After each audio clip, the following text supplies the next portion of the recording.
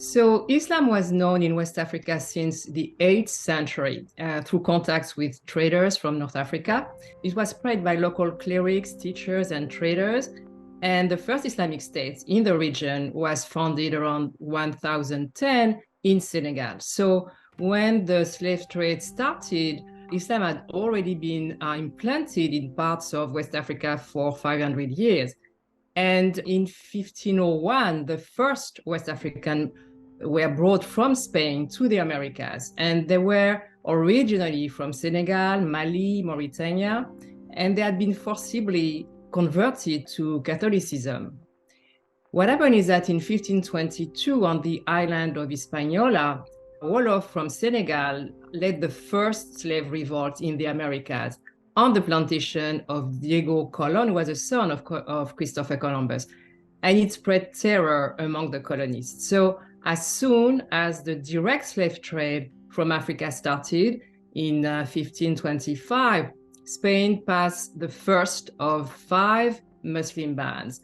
Muslims were accused of fomenting revolts, and there was a fear that they could convert indigenous people. Nevertheless, Muslims continued to be introduced really throughout the Americas, and estimates vary from 5 to 7% out of the 12.5 million Africans deported to the Americas. So from 625,000 to 875,000. One estimate goes as far as high as 10% or 1.2 million. About 400,000 Africans were deported to the United States, and 24% came from Senegambia, which is, the area which had a high concentration of Muslims. So no other country in the Americas received such a high percentage of Senegambians, but not all were Muslims. And there is no reliable estimate of the number or the percentage of Muslims in the United States.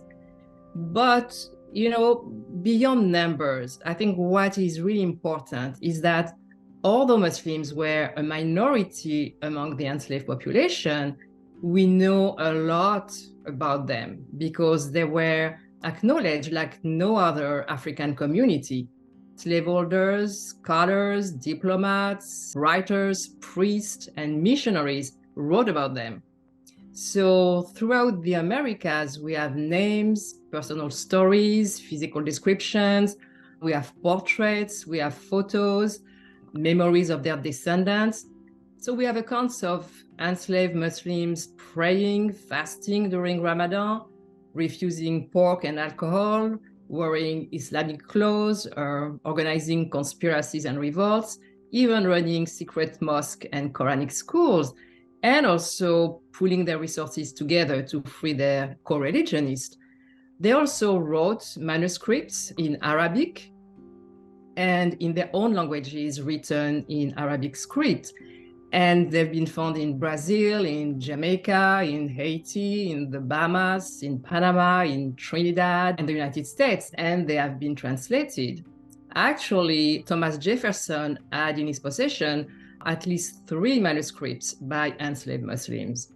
And a few years ago, archaeologists found a copper medal on which is inscribed, "There is no God but God" in Arabic. And it is the Muslims' profession of faith. A Muslim lost it in Pennsylvania in the 1750s. So all these stories and testimonies, artifacts, and documents give us really a unique insight into the history and stories of African Muslims enslaved in the Americas.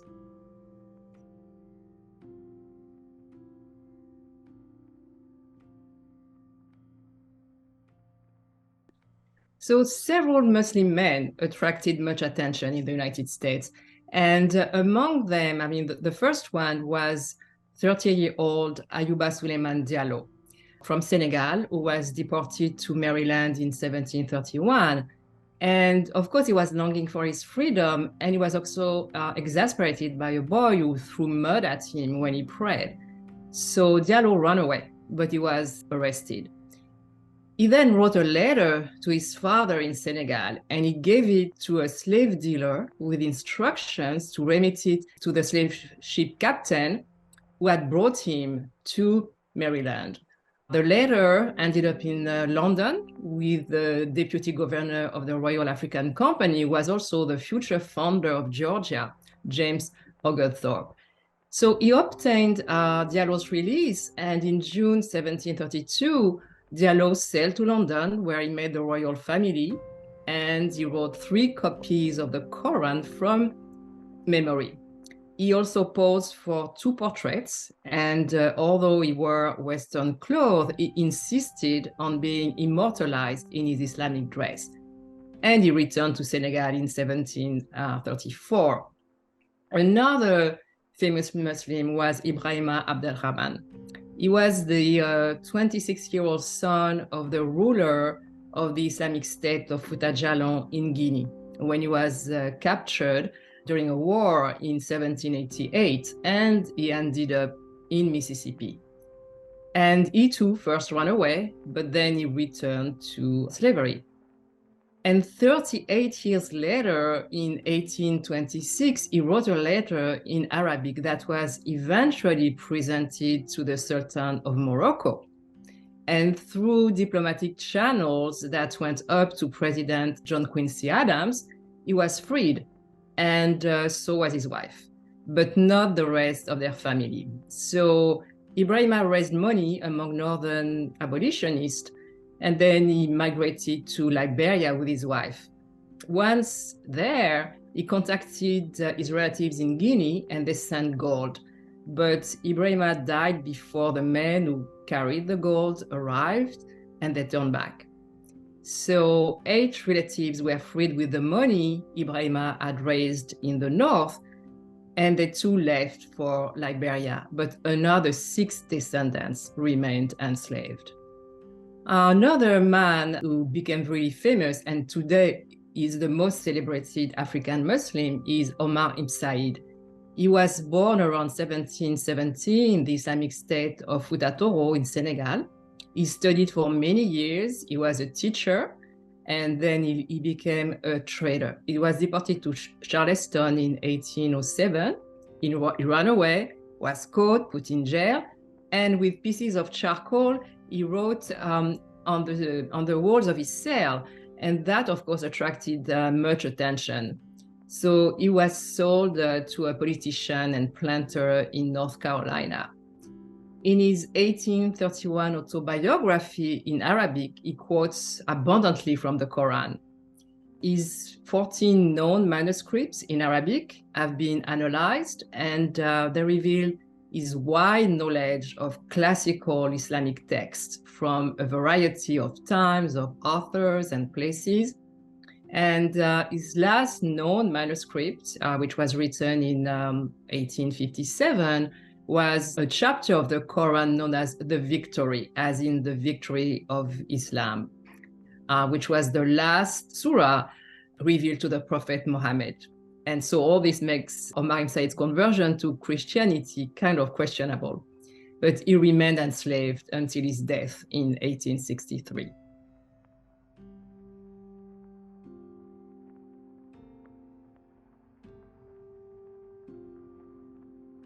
So Muslim women were less numerous than the men, and like other enslaved women, they are typically absent from most sources.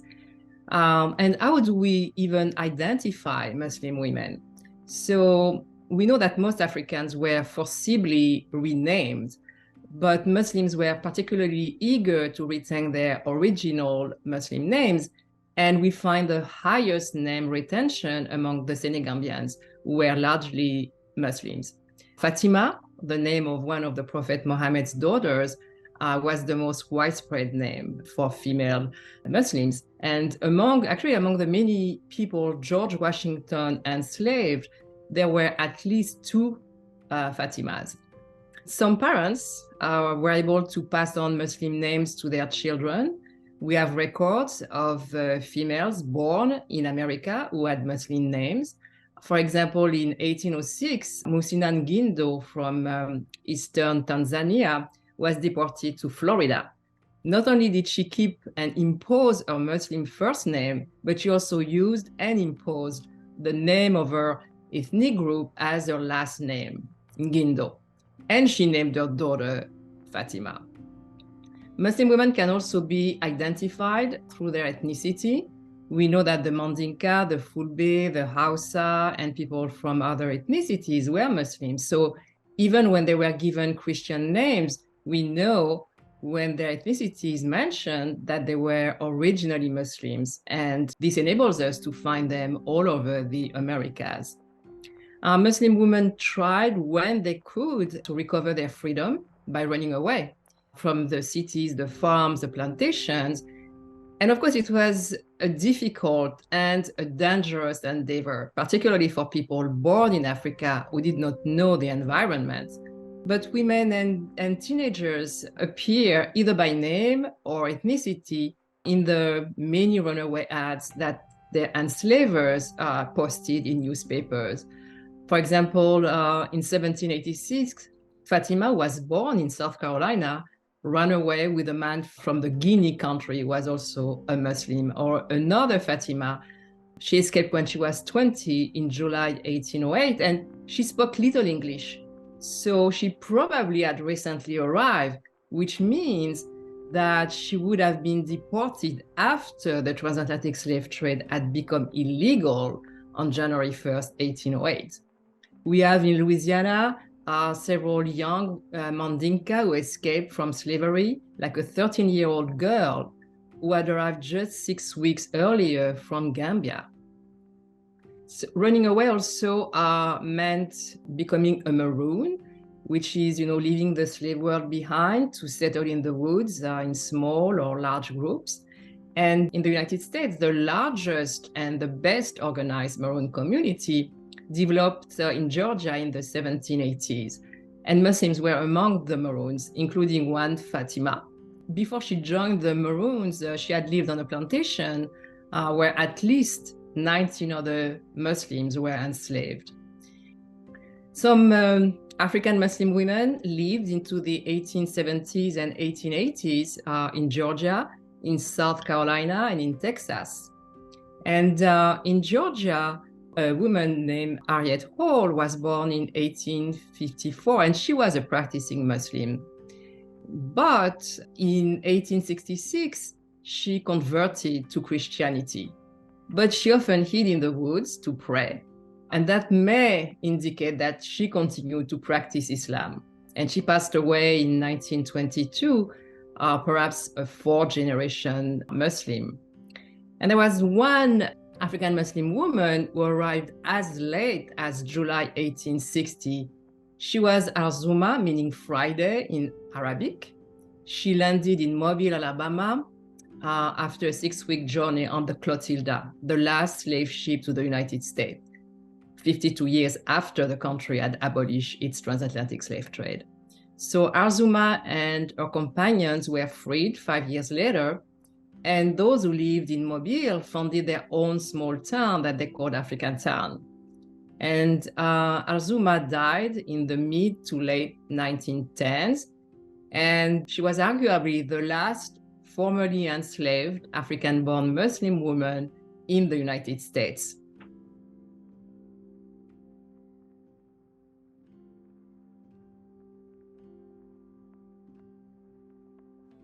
So the isolated sea islands of Georgia and South Carolina had the highest concentration of Muslims in the United States. And in his autobiography, Charles Ball, who was enslaved for 40 years, wrote at length and with many details about one Muslim in South Carolina. And he added that he knew several others, although he acknowledged that at the time, he did not know they were Muslims. He had never heard about Islam. Some well-known men also wrote about the Muslims who were the property of their families. Through these sources, for example, we know that on Georgia's Sapelo Island, Bilali Mohammed from Guinea kept the plantation records in Arabic. And he wrote a 13-page manuscript that we still have. He prayed publicly several times a day, And along with his large family, he fasted during Ramadan. He wore a Turkish face, and he was buried with his Quran and the sheepskin that he used as a prayer mat. His friend Salih Bilali lived on nearby St. Simon's Island, where he was the de facto overseer of a very, very large plantation. And Salih Bilali was abducted in Mali when he was 12 or 14. And decades later, according to his enslaved son, he was still a strict Muslim who fasted during Ramadan, and he also had a Quran. Now, in the 1930s, men and women who had been enslaved in the Sea Islands, including descendants of Bilali Mohammed and Salih Bilali, they described the religious practices of their relatives and neighbors. And some recalled how their grandmothers and other women and men knelt down on little mats to pray. And, they bowed their heads 3 times and they said, Amin, Amin, Amin. They also describe men wearing white turbans and women wearing veils. They describe the Muslims having prayer beads on long strings.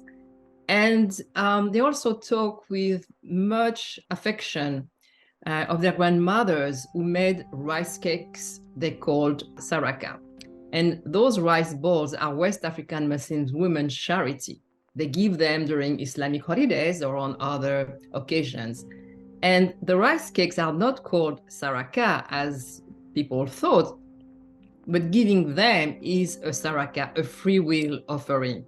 So when Muslim women give, the rice cakes or the rice bowl, they also give a supplication to God. And as they hand out the cakes, they say it is a saraka made in the name of Allah, and they say Amin, Amin, Amin.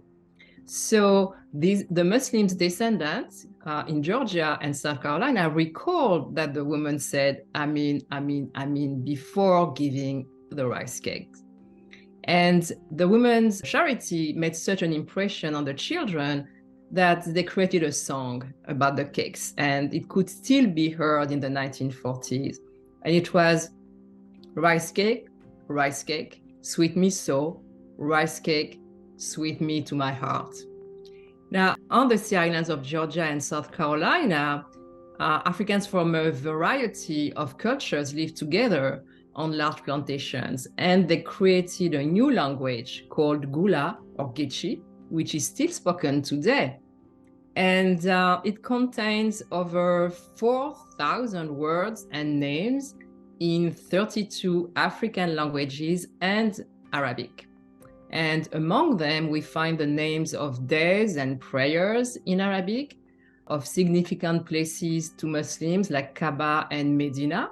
And we also find the names of the Prophet Muhammad's relatives and companions.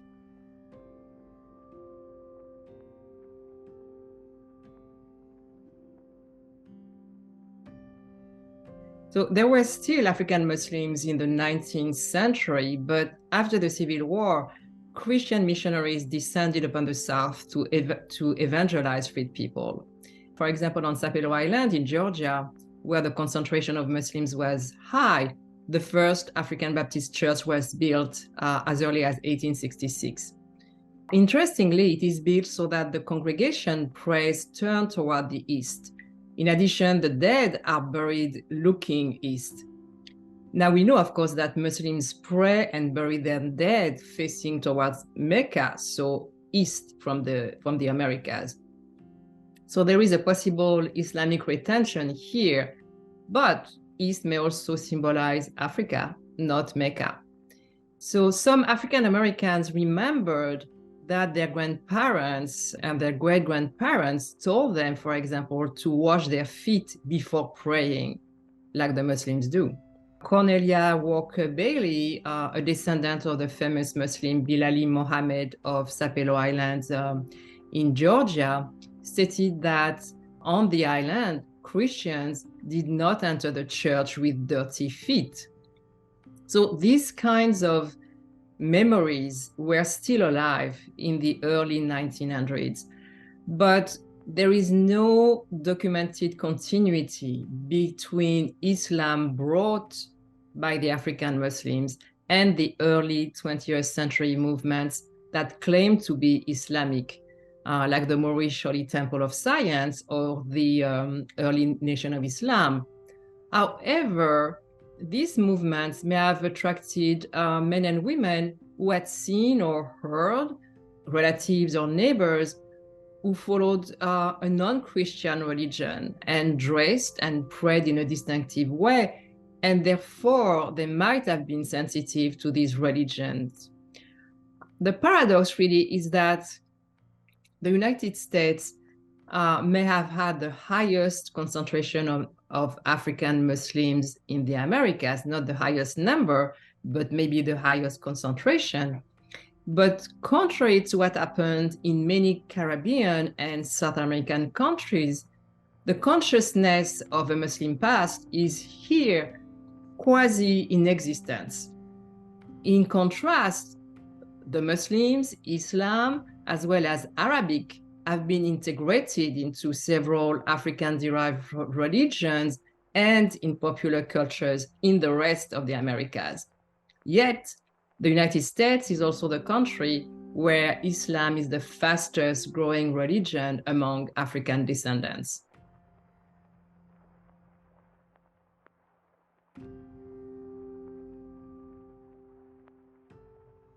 So Muslims had a major influence on American popular culture through music. In Africa, the music of the coastal and forest people is characterized by drums, bells, rattles, polyrhythm, and collective participation. And in contrast, part of the music of the Sahel, which is the Islamic belt from Senegal to Sudan, is influenced by the recitation of the Quran, religious chants, and prayers chanted in an emotional way. And this side is so profoundly rooted that contemporary musicians like Baba Mal, for example, sing in this manner. So throughout the Americas, the Africans' music was and still is characterized by drumming and percussions. And it is true in the Caribbean, in Central America, and as well as in, Afro descendants in Bolivia, in Ecuador, or in Uruguay. There's only one country in the entire Americas where this tradition does not exist, and it is the United States. And there is a historical reason for this. Drums and loud instruments were outlawed after people from the Kingdom of Congo staged an uprising in South Carolina in 1739. As their numbers grew, they beat the drums to call people to join them. So as a result, the Africans originally from the coastal and forest cultures, like the people from the Kingdom of Congo, could no longer play their music, but they cleverly replaced the drum by marking rhythm on their own bodies, and it's called patinjuba or hambol.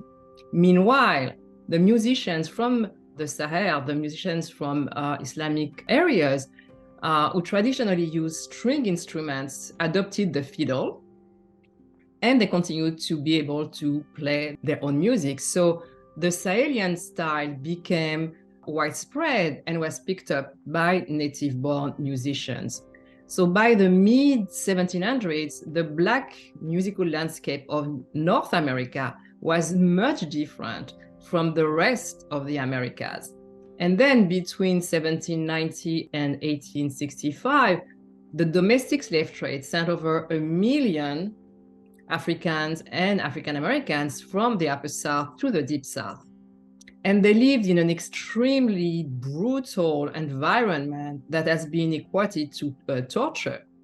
And so people created a new musical style that replaced the work song of the Upper South. This style had no instruments, it was individual, it was just one voice, and it was called appropriately holler. Now, ethnomusicologists and music historians have linked the holler to Islamic West Africa, and they concluded that the holler gave rise to the blues.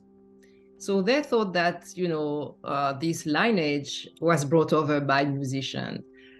But what they did not see is that in the United States, Muslims continued to practice Islam, to pray aloud, to recite and chant the Quran, solo or in small groups, and they also continued to call to prayer.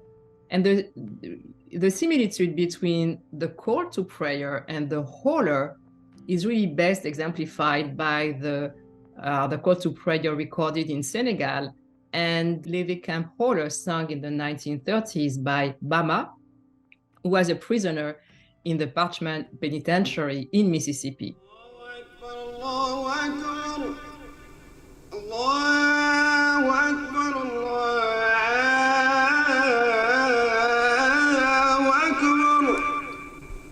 أشهد أن لا إله إلا الله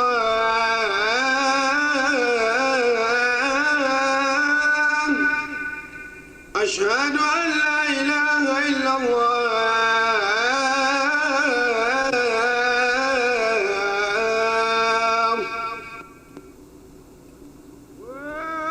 Whoa, Lord, I woke up this morning, man, I was feeling bad.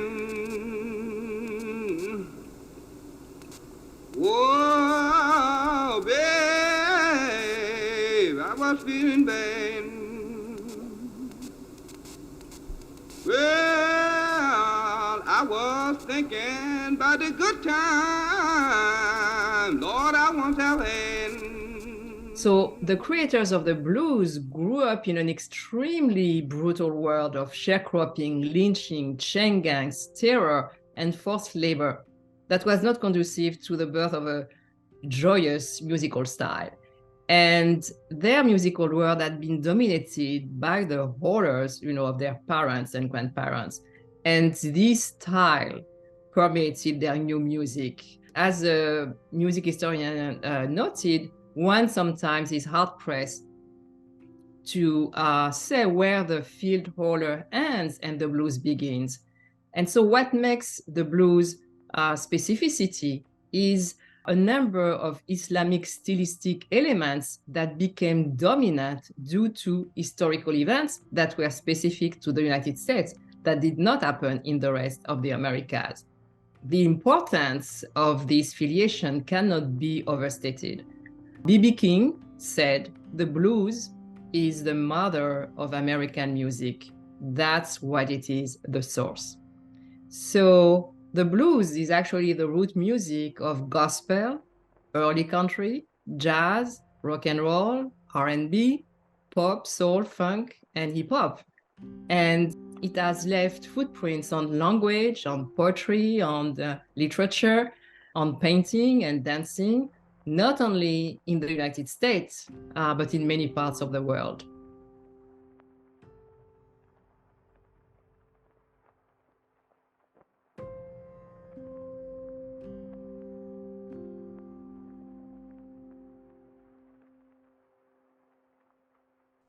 The discovery of it, in fact, the rediscovery, as you said, is resting upon the history that came with the DNA of the captured Africans that became chattel slaves in America. So it's very, very important to understand the continuity between the life that was on the continent of Africa and that life as it was, well, it was crushed in a certain way, but not decimated to the point of non-existence, because it was actually a part and is actually a part of African and African American people.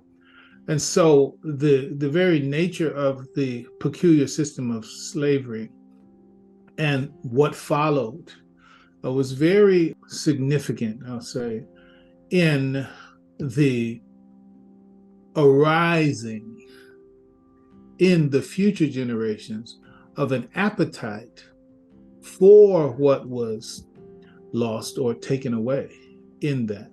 So the great-great-grandfathers and great-great-grandmothers of many of the slaves, and again of those who are right now practicing and being exposed and returning and rediscovering al-Islam, it's sort of a reintegration of them consciously to a heritage that came with them even in the slave making and through the slave making process. So it was in the turn of the 20th century where more and more of those African Americans began to find attractive alternatives to Trinitarian Christianity, particularly the ideals that were portrayed to them in the name of Christianity, but which itself was very contrary to their very nature in the context of being denigrated and being stereotyped and being interpreted by some from the Bible as being slaves by nature. All of this was pressure on the need for a stable, acceptable, and comforting identity. So when ideas in the early 20th century, like the ideas of Noble Drew Ali, like the ideas of Marcus Garvey, all of which had their, quote, Islamic elements in it. So there was an appeal to some in the African American population because the role that the church played in the African American's life is very, very significant and not to be dismissed and not to be diminished. However, that didn't satisfy all of the African Americans with regard to the need for a very stable and supportive self-image and identity. So when others like the Moorish Science Temple, Nation of Islam, Marcus Garvey, and his United Negro Improvement Association, etc., when those came along, then many African Americans began to say, and I should say also Marcus Garvey was being advised by a Muslim, a prominent Muslim in the history of African Americans. So the presence of Islamic influences came in very strong in the early part of the 20th century. In fact, the Nation of Islam, its birth was right in the 30s. So consequently, when more and more and more people, African Americans particularly, as they embraced that with the coming of many others, which I'm sure we'll talk about, then that was when they began to rediscover. So I should say it's like in the first quarter or the first third of the 20th century.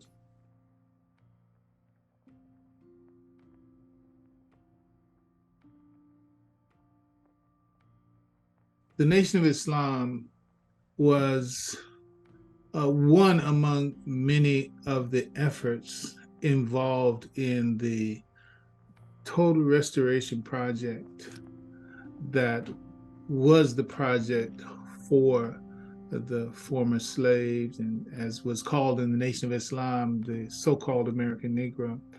It was founded in the 1930s by W.D. Farad, had many names, W.F. Farad, etc. He was an immigrant from what became Pakistan, but it was India at the time that he was here. And his fundamental mission was the restoration of the self-esteem and the original identity, a sense of independence, a sense of self-worth and value to the, I have to use their language, the language of the time, the downtrodden, sleeping, mentally dead so-called American Negro.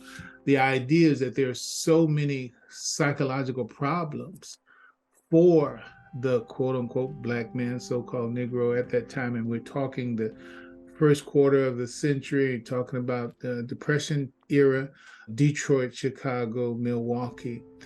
Farad, when he came, Elijah Muhammad met Farad, who first came basically as a peddler, a door-to-door salesman, but at the same time he was peddling the message of Islam as he had crafted it for the purpose of attracting these people of the slums and of the ghettos of Detroit at this time. And Clara Evans Poole, which was her name, but Clara Muhammad, ultimately, she heard it first and she introduced it and him to her husband, Elijah Poole, at the time. And Elijah Poole embraced it as well. And he became one of the most ardent supporters and believers in what W.D. Farad had brought at the time. And so taking up that mantle, ultimately Elijah Muhammad became the leader of the Nation of Islam. And really the original long name for it was the Lost Found Members of the Nation of Islam in the Wilderness of North America. That was the original name of what is known now, for some simply the nation. But it was that very long term. And that ties to the doctrine that really underlies, the narrative that underlies what drove the motivation and the spirit of those who were leading it and those who were embracing it. So Elijah Muhammad became its leader after the mysterious disappearance of W.D. Farad, and he became its leader from 1934 to 1975. To speak of his wife, Clara Evans Poole, or Clara Muhammad of the time, she was absolutely a strong stalwart, a very necessary component for the success in the life of the Nation of Islam. Number one, because of the fact that she was the one who recognized its value, and then she brought that value to Elijah Muhammad.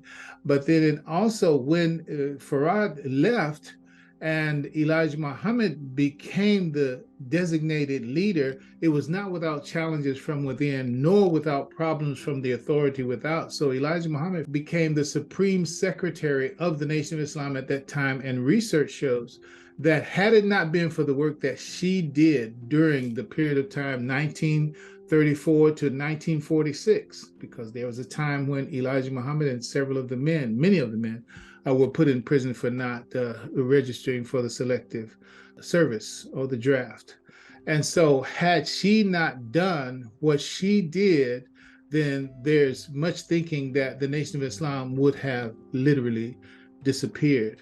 Now, when we speak of Wallace D. Muhammad, who is the son of the both of them, of course, he's the seventh child of the 8 children in their family. And he was the first child that was born to them after their accepting W.D. Farad as the special person he was, not just special, that believed him to be a prophet and believed him to be the returning Messiah. So Wallace D. Muhammad was the hope of the realization of the original aim and the fulfillment of that.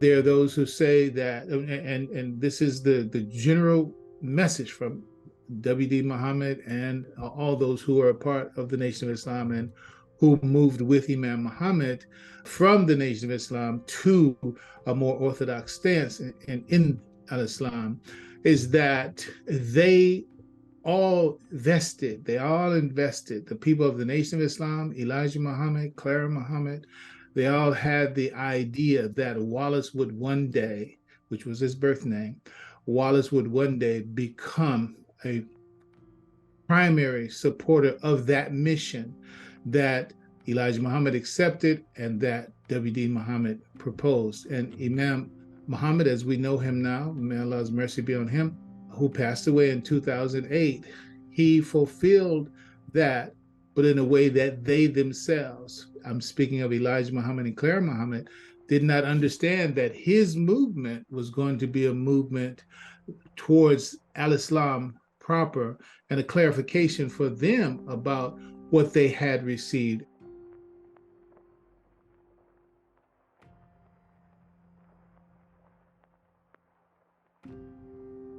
Malcolm X, as he's known, was born in Omaha, Nebraska, 1925. And his family was a family who suffered the death of his father at the hands of racists. So that's a big traumatic part, a big central part of his life. Born as Malcolm Little. To fast forward to his being a part of the Nation of Islam, he was involved in a life of crime. He was well known for having been involved in a life of crime, and by this time it didn't happen. That wasn't happening in Omaha. It was happening on the Eastern Seaboard, in the Boston, New York area. But when we get to the Malcolm X, which is what most people know, Malcolm X was the product of his encountering the message of Elijah Muhammad while he was in prison. And the teaching of Elijah Muhammad, which was the Nation of Islam it was all about the restructuring of the person, the person finding an identity, a sense of self-worth, a sense of value, a sense of belonging. And that's what Malcolm Little found. Now the Malcolm X, the X is a name that's given to everyone who embraced that teaching, because it is believed that the slave was stripped of their name, their religion, their culture, their tradition, their history. And so the reality of who they were, those who embraced it, the reality of who they were is an unknown. And so the X stands for, among other things, but it stands for the unknown. And you had to get that X upon the approval of the Honorable Elijah Muhammad. So he got the X, the Malcolm X, while he was in prison. He was in communication with Elijah Muhammad while in prison. And then he became a minister for the Honorable Elijah Muhammad, as he's called, or was called then. And he began to preach and spread the message literally far and wide. It was Malcolm that was the source of truly making the Nation of Islam a well-known broadcast quality phenomena. And he lived in accordance with that life. He practiced, he taught, he became the main national spokesman for Elijah Muhammad. But then upon the assassination of John Kennedy and his replying to a reporter's question regarding the death of John Kennedy, and his reply was a reply that was not acceptable to Elijah Muhammad, so he was censured for 90 days. And that meant that he couldn't speak publicly, and those things were restrictions that were put on him. Well, during that period of time, Malcolm began to feel differently about the strategy of the Nation of Islam, what it is trying to accomplish, and how much broader the effort needs to be. Along with that, Wallace Muhammad, which when I spoke to you about Wallace Muhammad, I did not mention the fact that there was a period of separation philosophically, ideologically, between Wallace Muhammad and his father, Elijah Muhammad, because of Wallace's differing with Elijah Muhammad about God, differing with it about these doctrines that were not true to the Quran and true to Islam very early.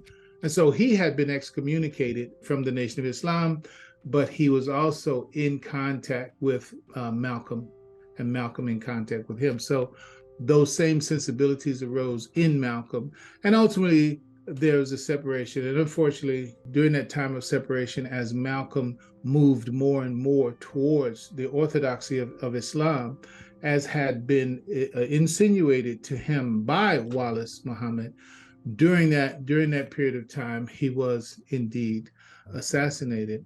And that was the life of Malcolm X, El-Hajj Malik El-Shabazz, as he was ultimately known.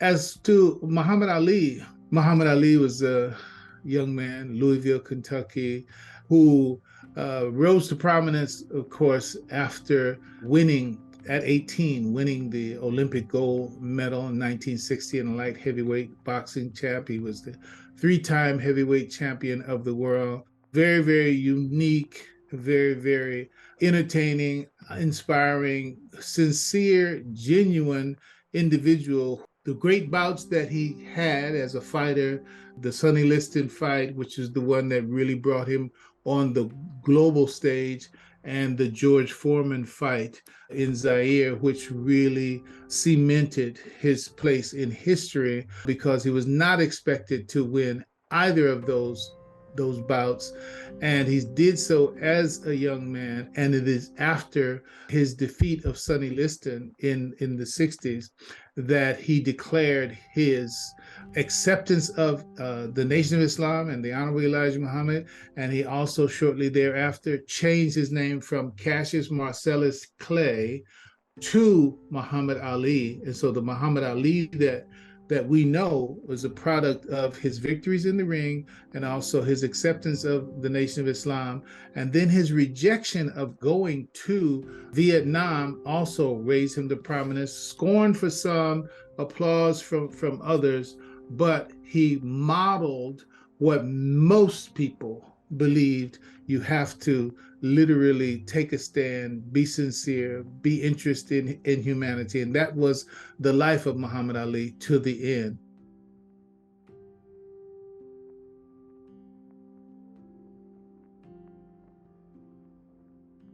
To speak of the women of the Nation of Islam and of Claire Muhammad's time and the Nation of Islam, one of the things that may not be well understood, which is also part of what we're trying to bring to our audience, is that the Restoration Project, that was the Nation of Islam, and that's not an appropriate way to see it. Because when you look at the downtrodden, the fallen condition because of the discrimination, the lack of economic opportunity, and the kinds of economic conditions, and then the recent history that those people were coming out from, the resurrecting of the humanity, the return of men to manhood, and the return of women to womanhood, it actually is a turn towards what some today would call the traditional roles, And I say that in the most positive possible way.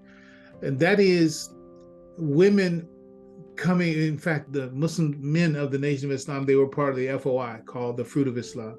The women, they were a part of the MGT GCC, Muslim Girls Training and General Civilization class. That was the structure.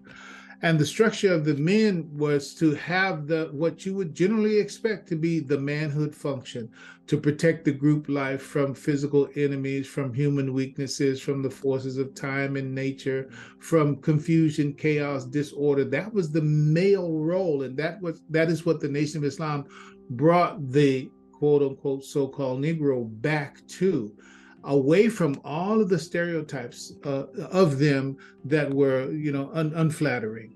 Okay, so they were no longer lazy, they were no longer dishonest, they were no longer shiftless, as the stereotypes would have it be. And so the FOI went that way. Well, for as far as the women are concerned, she went more into the house.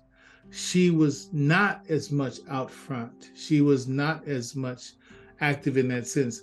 Clara Muhammad was rather forced into that role. So there's one woman that could be mentioned as a critical part in that time of the holding up of the Nation of Islam. And the woman that I'm speaking of is Viola Karim.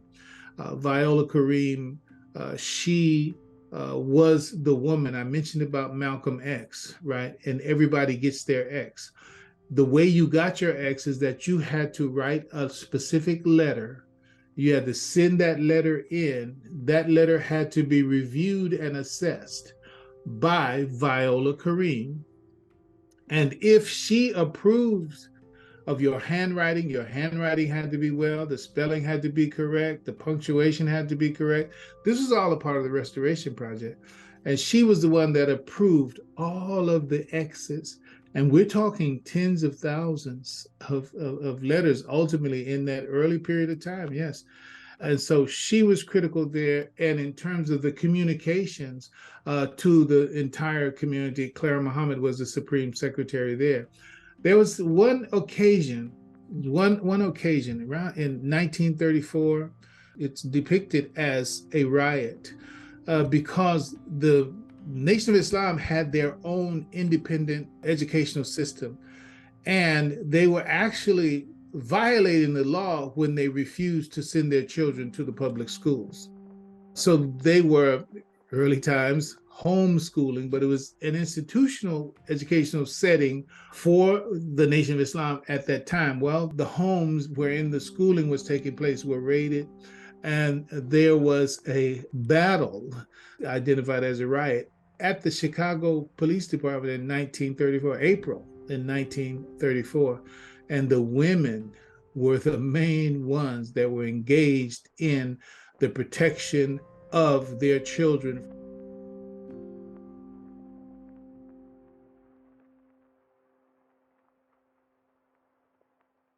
There's so many jazz artists who had embraced, even in that early time, you had the period of the Harlem Renaissance and the like, and so many of them were influenced by the message of the Nation of Islam, and even the message of the Moorish Science Temple. You have names like Yusuf Latif, and there are other names of people who are in the jazz world. And there was the Jazz Messengers. A part of that had to do with the fact that was how the word and the message got around. While these jazz artists were traveling, doing their shows, they were also traveling and carrying the message of Islam with them as they go. Pharoah Sanders is a name that comes out, and there are many that are there.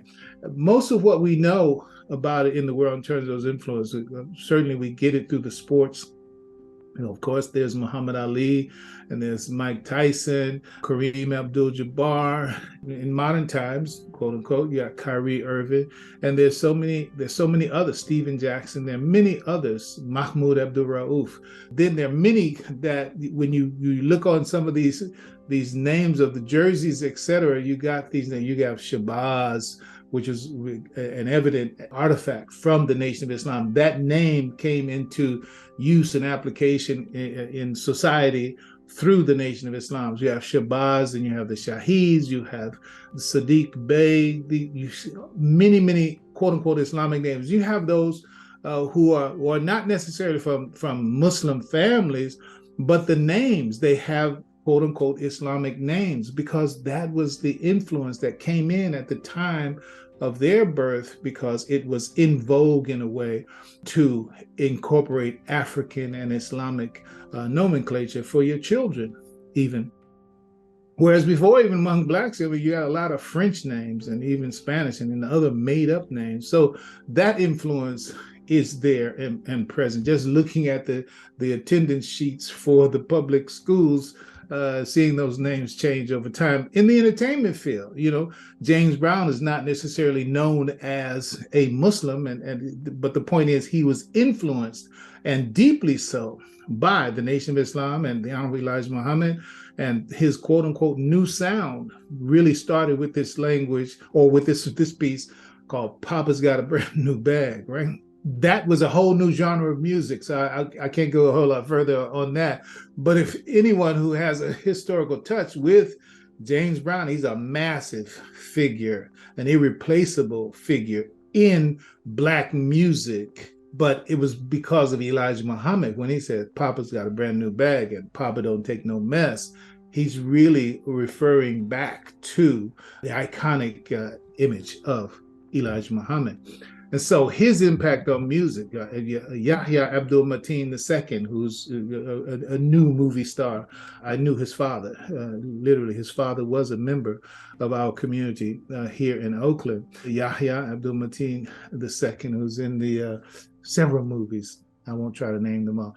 Dave Chappelle, Mahershala Ali, so many others, Q-Tip. And I know this goes before some of the main groups that are going to be getting this piece, but that magnitude of influence out there. Andre Carson, congressman. Keith Ellison, he's going on, I believe he's the attorney general in the state. Sorry, I think it must be Minnesota.